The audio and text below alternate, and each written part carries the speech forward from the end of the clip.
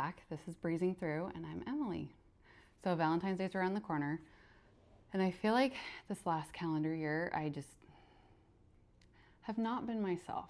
There are a lot of different reasons for that, but one of the things that I've noticed is that I haven't been wanting to do like kind of crafty things. And so I've been trying to get back into that, and I really enjoyed doing these Valentine's Day crafts. So it's good on a lot of levels. So these are all just like fun decorative things to do. A lot of them, I already had everything I need, actually all of them. I had everything I needed for these. I did buy additional supplies because I ended up making more of each thing, but I had all of the supplies I needed laying around the house to make a few of each of these. So let's get started. They're really fun. I've got a palm wreath, felt flowers to go in flower arrangement because my mom did some flower arrangements, and some cute garlands. Let's get started. So first, let's tackle the palm wreath. I could not find a form that was the size that I wanted. Probably could have if I'd gone to multiple stores, but I didn't want to do that. So I found this 10-inch form and decided to just cut a hole in it. I traced using a bowl that I had and then just used a serrated knife. I would highly suggest using an electric serrated knife to do this. I've done that before. I don't know where mine is, so I wasn't able to do that, but still worked. And if you don't have an electric serrated knife, you can do it this way. It takes a little bit more work and takes a little bit more time, but it's still effective. You just have to make sure that you're cutting all the way through, all the way around where you've traced. Once I had done that, I then pulled the center circle out, and I have a 10-inch wreath form, which is exactly the right size for what I'm going to be doing. And then it was time to make the palms. I have bought these palm making devices, and I've had them for several years, and I've made tons of palm wreaths using them. They're really easy to use.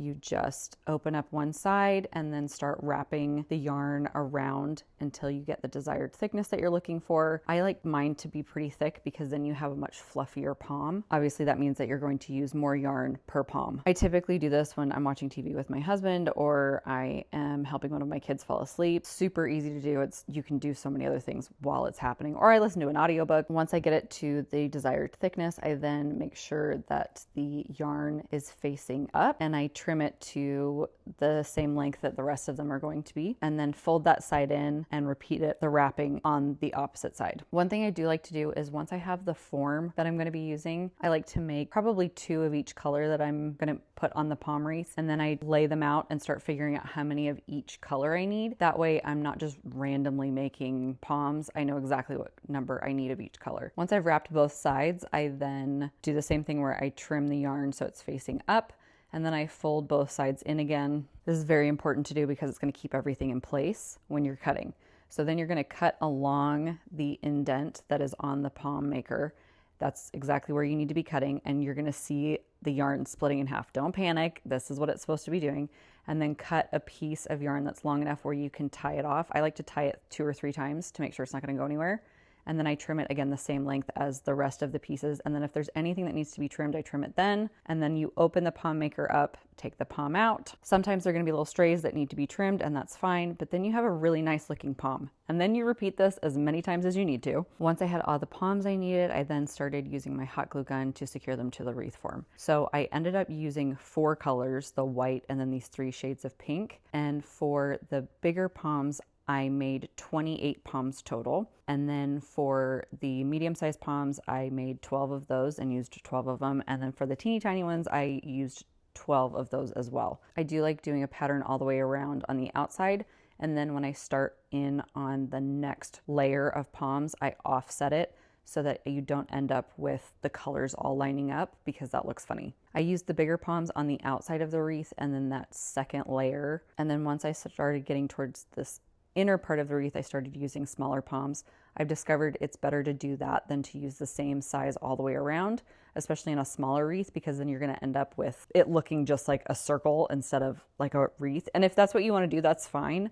But I think that it looks better if you gradually make the palm smaller because you just get that wreath effect that way. So I used the next smallest size palms on the 3rd layer, and on the very inside of the wreath, I used the teeny tiny size of palms because that's just what fit.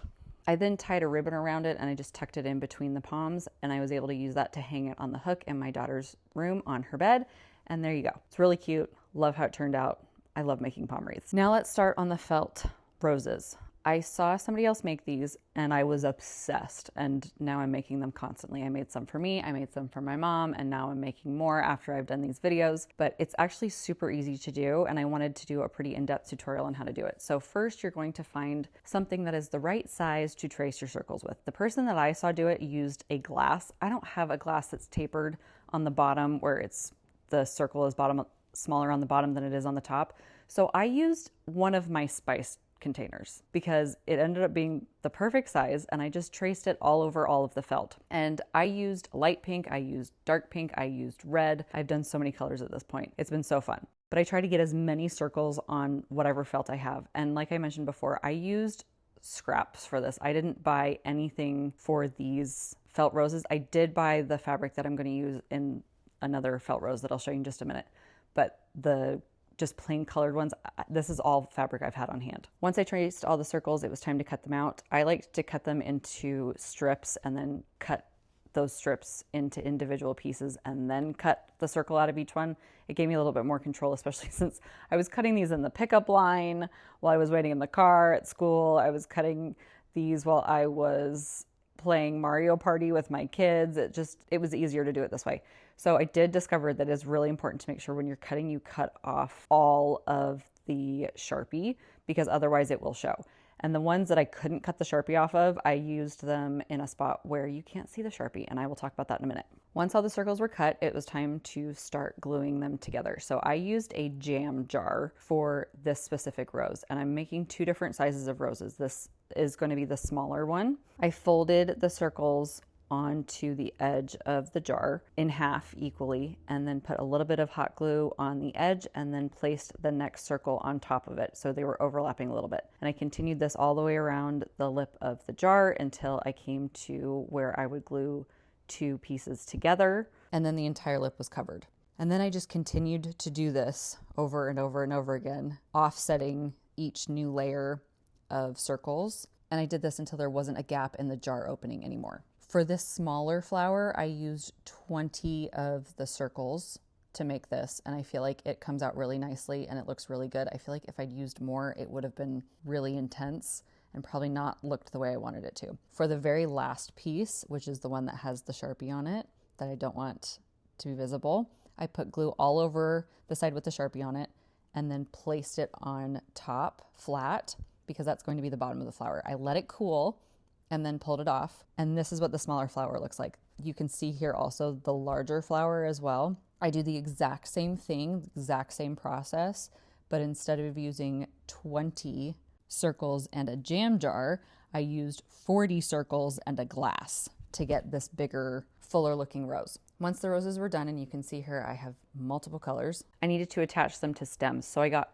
fairly thick floral wire, and then I used my fabric scissors and I poked a hole in that flat round piece that I put on the back of each rose where I was going to be able to stick the floral wire through. And of course, you don't want to just stick the floral wire through. It's going to be loose and floppy and the flower's not going to stay in place. So I used the hot glue gun again, put glue on the floral wire, and then placed it into the back of the flower and let it sit and cool. While it was cooling, I took a few little scrap pieces of felt and cut them into like half circles, and then put some hot glue on them and place them around the wire where it goes into the bottom of the flower, just so it looks more put together and finished. For the larger roses, because they're kind of heavy, I used the wire to wrap it around a thin dowel just to give it a little bit more stability.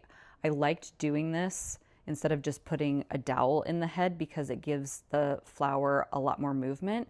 And that way, according to my mom, you can then place the flower a lot better, and it can have all the flexibility that you need it to be looking in the direction you need it to in your floral arrangement. So once I wrapped the wire around the dowel, I then used floral tape and wrapped that down the dowel to make sure that the wire was covered. And then I wrapped it back up so that everything was kept in place, and it looked better with double wrapping as opposed to just single wrapping it. And then they were added into the floral arrangements that my mom made for my house.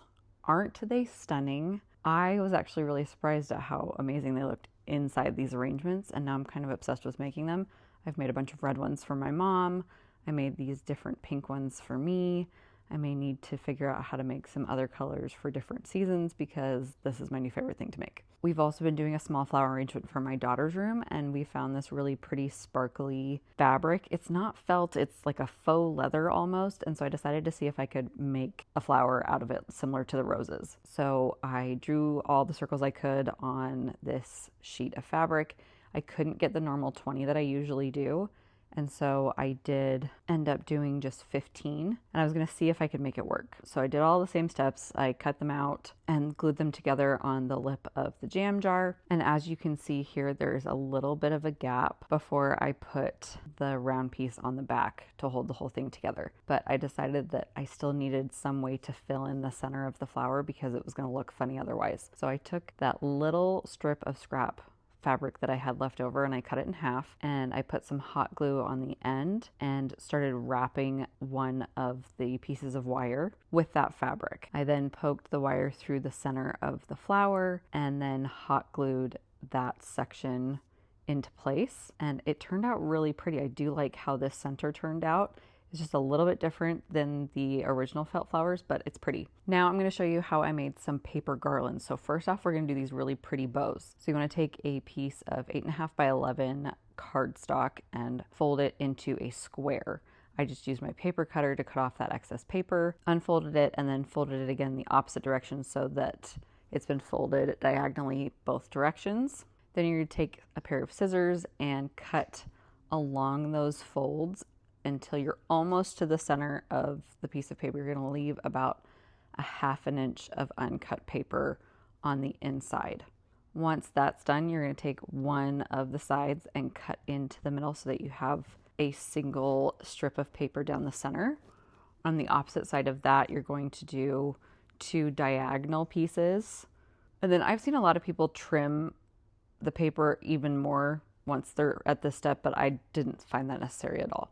Instead, I took my glue gun and I put 2 little dots of glue on the corners of the sides that I did not trim at all. And I folded those in to make one side of the bow. Didn't crease anything on the ends to make sure it still had that nice rounded shape. Flipped it around and did the same thing on the other side. So from there, I took the 2 diagonal pieces and I flipped it backwards. So it went behind the bow, and then that longer straight piece, you just wrap it around the center to make it look all put together, and used a little bit of glue on the back to secure it into place. For the most part, I've seen people doing this and using just plain colored cardstock. I wanted to experiment a little bit and see what would happen if I used glittered cardstock as well. I will say that the glitter cardstock is a lot more likely to crease in funny places and crack, as the regular cardstock is not. But it wasn't hard to cover that up when I put it together into a garland, and so I would still recommend using them because I think it makes it really pretty. I also noticed a lot of people using a glue stick. I would recommend that if you have a hot glue gun, that you can use that instead, because I feel like that has a better ability to hold the cardstock in place as opposed to just a regular glue stick, which can not really get the job done with cardstock, I feel like. Now, my biggest question when I saw other people doing this was, how did you put it into a garland? Because those don't easily just attach to each other or connect to each other like a regular paper chain does. So I did a little bit of experimenting, and I figured out that I could use a ribbon and string the ribbon through the backs of the bows. And I did it 2 different ways. So I made a smaller garland that went underneath our kitchen bar where the play kitchen is for the kids. And I just put 4 of these bows on there, tied off the ends, and then hung it. And then I was able to spread the bows out really nicely. And I feel like for a smaller garland where you're going to spread the bows out, that works just fine, especially if you want flexibility on where they are landing on the garland. However, if you are looking for a garland where they are all really close together, or it even looks like they're touching, I would strongly suggest doing the same thing where you're stringing them onto a piece of ribbon, but then hot gluing them into place. That way they don't move around. They do look like they're touching, and in my opinion, you can't even see the ribbon. And so I think this is a much better, much more manageable way to hang these, especially if you were unaware of how to do it like I was. And I have these silicone mats that I've been using with my glue gun that I just put underneath whatever I'm gluing, and I make sure I don't get hot glue everywhere, and they're really nice. And like I said, when you hang up the garland, you can't even tell the ribbon's there. And I feel like it just gives you a lot more flexibility of where you can hang it and how it can be hung. And honestly, now I'm so in love with this bow garland. I'm probably going to do it for a bunch of other holidays too, and a bunch of other colors. And I will be keeping this for next year. Last one, let's talk about the very easy to do and incredibly viral heart paper chain. Like I said, this is such an easy thing to make. All you have to do is cut your paper into strips, fold each strip in half so you get a nice crease at the bottom, which is going to be the bottom of your heart. And then you're going to take the two top pieces of your strip, fold them into each other. And I used a stapler. I've seen people for the most part use staplers. I've seen a few people use a glue gun or a glue stick. I feel like a stapler is just going to be a lot easier, and you can't even really see the staples. I made two different sizes of these heart chains. The first one I made, you can actually see the glitter in it. It was the leftover paper from when I cut off the ends of the 8.5 by 11 pieces when I made them into squares. So I just cut those into thirds and I used them for a paper chain instead of wasting the paper. So lengthwise, these strips are 8.5 inches each. And then I did a version of this paper chain with bigger hearts. And so I just cut the cardstock that I was using lengthwise. And so those would be 11-inch long strips instead of the 8.5-inch long strips. And now that I've made two of them in two different sizes, I want to make so many more and put them all over my house, which is totally unnecessary and will require me to buy more paper. But it's really fun to do and it's super easy. It would be a fun classroom decoration, and I think it would actually save fairly nicely, and I can use it again next year because, again, I'm using cardstock and not just regular paper. So there you go. These are pretty simple, pretty fun to make.